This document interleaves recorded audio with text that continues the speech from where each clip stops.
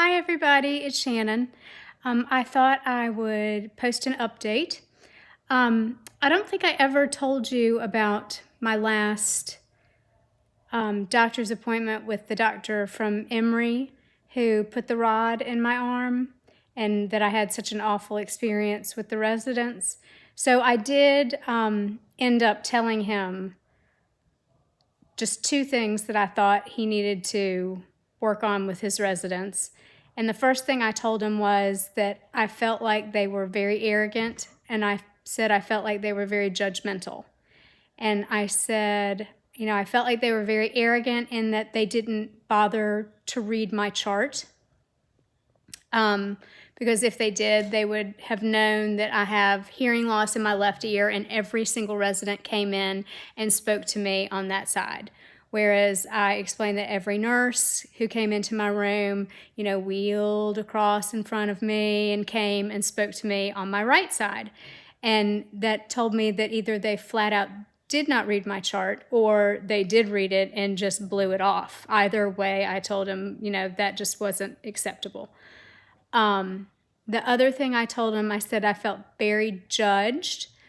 Especially I said, as a cancer patient, we live on a lot of pain meds just to make it through the day. And I said, when I saw that the only pain meds that were prescribed to me to try and get over the pain from the surgery was one Percocet every 6 hours, and I tried to explain to the resident, my normal intake of this is, I'm actually prescribed 1 to 2 every 4 hours, and then on top of that, that if the pain is really bad, that I can take, extended release OxyContin every 12 hours.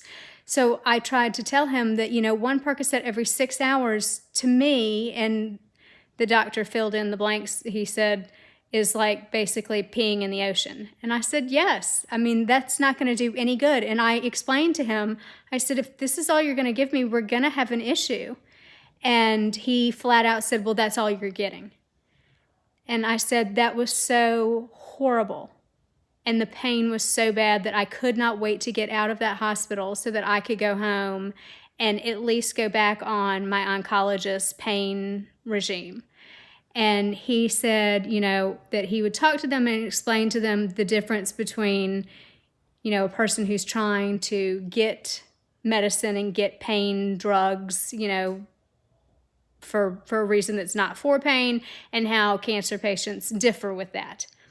And I told him that that would be really good. And until they truly understood that none of them needed to work on cancer patients, because, we go through enough and we go through enough pain that is not needed. And I certainly don't need your judgmental attitude either. So I was really happy that I told him those two things. I felt like it could be a learning experience for his residents who obviously didn't know. And he said, in their defense, which I don't really think that they have one, but in their defense, he said, they don't come across too many cancer patients. Well, then they shouldn't have been left alone with one, is my thought behind that, but I'm just the patient. So anyway, I did speak up and talk to him about that. Next, I was supposed to have my new chemo regime again this week. They took off the oxaliplatin from my Folfox and Avastin chemo that I normally get to try and help shrink my spleen that's 20 to 30% enlarged. So we waited a week, and so Monday was supposed to be my day to go back. So I went back, and they hook you up first, and they draw your blood, and you just go back to the infusion center and sit in a chair and wait. And sure enough, when my blood work came through, my platelets were still low, even though the last time they had taken out the oxaliplatin too. So the doctor said, my oncologist said, since you're doing so well, we're just going to wait a week and let your platelets come up even more. And it's kind of hard to wrap your brain around that sometimes because, as a cancer patient, you get in this like fight mode. So, and I know that one of my fight things is chemo. So when I don't get my chemo, I start to get worried. And I realize in my head that I am doing really well. I realize that it's not in my colon anymore. It's still not in my liver. There's very little of it that's in my bone, in my humerus. There's still a little there. And there's still, you know, a few lesions in my lungs that are small. And I know that my CEA marker is only 1.9. So I realize that I am doing really well, but it's kind of like, you know, swimming around in the ocean with a shark. And the shark's been so close and he's been circling me for so long that you just kind of get used to him being there and you're always on guard.